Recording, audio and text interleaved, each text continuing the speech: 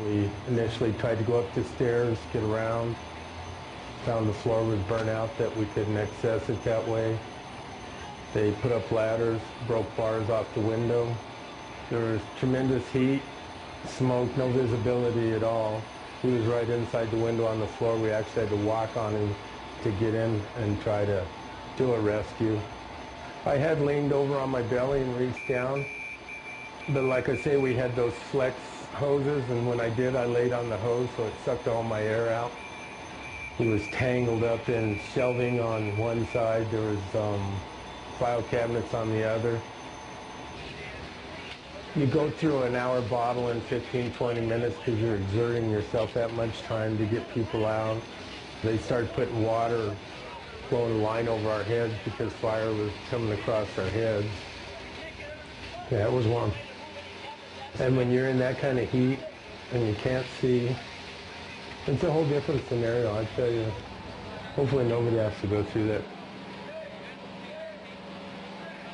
The area we had to work in was body width. You couldn't put your feet on each side of his body to lift him up.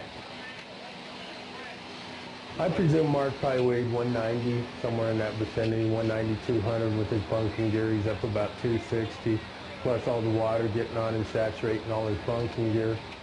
We're probably trying to lift 300 pounds. It was like he was always hooked on something. We could just never get him off the floor. We've got two guys in there. It didn't work any better. We were trying everything we could figure out just to get him lifted up and out. This is your fellow firefighter laying on the ground. You're trying to save his life.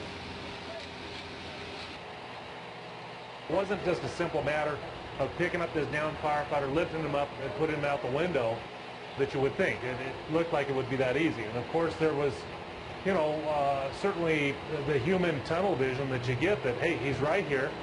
The firefighters are in the room, lift him up, put him out the window, and we got the rescue accomplished. And it just wasn't that simple.